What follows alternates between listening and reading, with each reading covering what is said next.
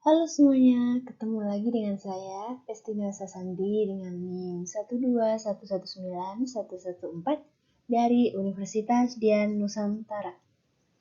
Di sini, saya ingin menjelaskan tentang pengertian arus kas atau cash flow. Laporan arus kas adalah suatu bagian dari laporan keuangan yang dimana dihasilkan pada suatu periode akuntansi yang menunjukkan aliran masuk dan keluarnya uang di perusahaan. Arus kas dalam keuangan bisnis atau keluarga memiliki sedikit perbedaan. Jika keuangan keluarga, arus kas yang dimaksud adalah cash basis, sedangkan dalam keuangan bisnis terdapat cash basis dan accrual basis. Biasanya pengertian arus kas adalah meliputi jumlah kas yang diterima. Contoh, laporan arus kas seperti investasi tunai dan pendapatan tunai dan jumlah kas yang dikeluarkan perusahaan. Tujuan laporan arus kas yaitu untuk menyajikan informasi mengenai penerimaan dan pengeluaran kas dalam suatu periode akuntansi.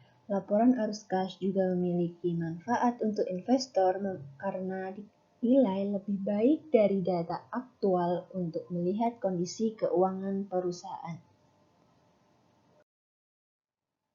Transaksi investasi dan pendanaan kas. Jumlah aset dan kewajiban biasanya berubah dengan adanya pemeriksaan transaksi, investasi, dan pendanaan, maka dapat diketahui penyebabnya perubahan kedua akun tersebut. Kemampuan entitas untuk membayar dividen dan kewajiban. Dengan adanya laporan arus kas, perusahaan bisa memastikan jumlah kas untuk membayar sejumlah kewajiban. Contohnya, pembayaran hutang, pembayaran gaji karyawan, pembayaran operasional, dan lain sebagainya. Perbedaan laba bersih dan kas bersih. Laba bersih dibutuhkan oleh pihak-pihak yang menggunakan laporan keuangan untuk melihat sejauh mana keberhasilan dan suatu komponen dalam laporan arus kas. Arus kas dari suatu kegiatan operasional. Arus kas yang berasal dari transaksi ini dari kegiatan itu sendiri.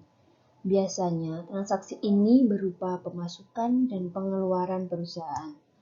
Contohnya adalah transaksi yang mencakup penerimaan uang dari konsumen, pembayaran utang, gaji karyawan, pelunasan pajak, dan lain sebagainya.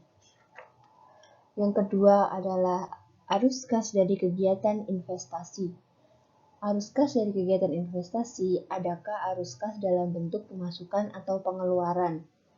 Umumnya, arus kas ini yang mempengaruhi investasi dalam aset non-lancar adalah arus kas dari kegiatan investasi. Kegiatan investasi ini adalah yang berhubungan dengan aktivitas penjualan atau pembelian dari aktiva perusahaan. Contohnya, seperti transaksi yang mencakup penjualan dan pembelian aset tetap seperti peralatan, gedung, mobil, motor, dan lain sebagainya. Yang ketiga, arus kas dari kegiatan pendanaan. Biasanya arus kas dari kegiatan pendanaan ini berasal dari transaksi yang mempengaruhi utang dan ekuitas perusahaan. Hal ini umumnya transaksi yang mencakup penerbitan atau penghentian surat berharga ekuitas dan utang. Contohnya adalah penjualan obligasi, pembayaran dividen, emisi saham, dan pelunasan kredit dari bank. Metode pembuatan arus kas. Metode pembuatan laporan arus kas. Terdapat dua metode, yaitu laporan arus kas metode tidak langsung dan laporan arus kas metode langsung. Di sini saya akan membahas tentang metode tidak langsung terlebih dahulu.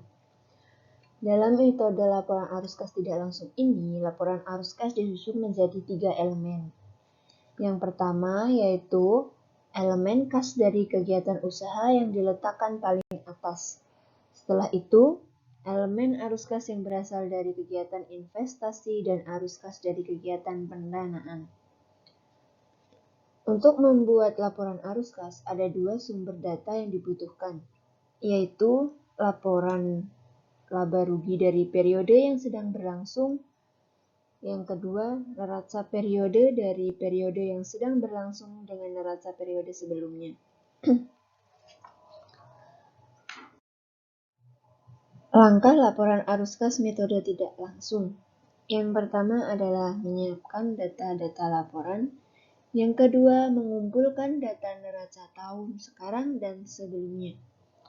Yang ketiga adalah membandingkan kedua neraca, dan yang keempat adalah melakukan penyusunan.